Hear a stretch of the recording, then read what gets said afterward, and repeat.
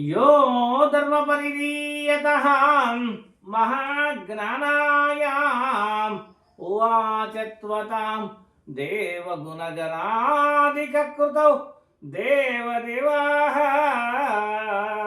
మనము ఈశ్వరుని ఆరాధిస్తూ ఉంటాం అనుకోండి. ఎగ్జాంపుల్, ఈశ్వరుడు ఒక దైవము, విష్ణువు ఒక దైవము, అదేవిధంగా బ్రహ్మ ఒక దైవము, అదేవిధంగా దత్తాత్రేయుడు ఆయన ఒక దైవము. ఈ విధంగా చెప్పుకుంటూ పోతే కన్నా వెంకటేశ్వరుడు ఒక దైవము, అదేవిధంగా ఈ షిరిడి సాయిబాబా అనే అతను కూడా ఒక దైవమే.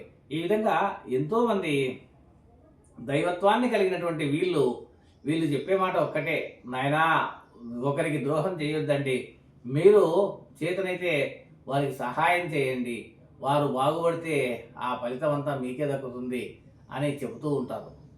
అందుకోసమే వీళ్ళను సిద్ధ ఋషులు అంటారు. సిద్ధ ఋషులు అంటే ఏంటంటే వీళ్ళు అన్నీ కోల్పోయినా కూడా వారి యొక్క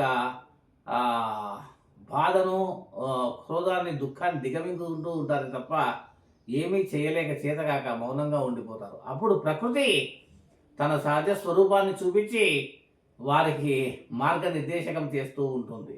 నాయనా ఈ విధంగా ఎంత గొప్పవాడైనా ఈరోజు మనం చూస్తూ ఎక్కడో అమెరికాలో కొట్లాడుతూ ఉంటారు. ఎగ్జాంపుల్, వారు ఇండియాలో పుట్టి ఉంటారు.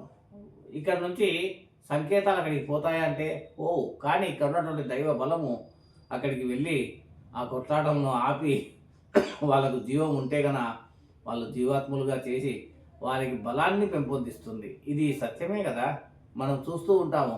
ఎన్నో సందర్భాల్లో ఇటువంటివి చూస్తూ ఉంటాము.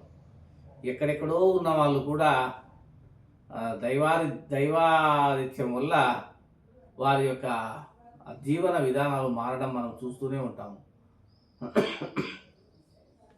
మనము ఈరోజు సంగమాధీశుని దేవాలయాల గురించి మాట్లాడుతున్నాము.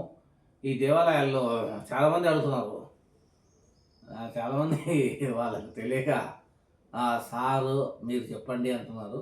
ఏదైనా కానీ నేను కూడా ఒక ఉపాధ్యాయ వృత్తిలో ఉన్న వ్యక్తిని, ఒకప్పుడు 35 సంవత్సరాలు ఉపాధ్యాయ వృత్తిలో ఉన్నటువంటి వ్యక్తి నేను. నా గురించి నేను చెప్పుటకు ఏమాత్రమూ సిగ్గుపడను. ఎందుకంటే ఉపాధ్యాయ వృత్తిలో ఉండి ఈనాడు కాస్త విశ్రాంతి తీసుకోవాలి. ఆ సమయంలో ఈ సంగమాధీశుని చరిత్ర నాకు ఎన్నో మార్లు వస్తూ ఉంటుంది. ఎలా చెప్పాలా, ఎలా చేయాలా, ఏం చేయాలా ఆలోచన ఉంది. చాలామంది క్వశ్చన్లు అడుగుతూ ఉంటారు. నేను వాళ్ళు చెప్పేది ఏమంటే, అడిగే క్వశ్చన్ని స్పష్టంగా అడగండి. ఎవరో భక్తవత్సల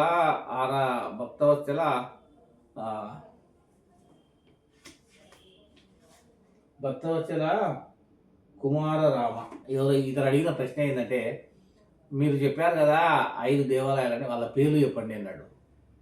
ఆ దేవాలయాల పేర్లు చెప్పండి అన్నాడు. సరే బాబు, జాగ్రత్తగా వినండి.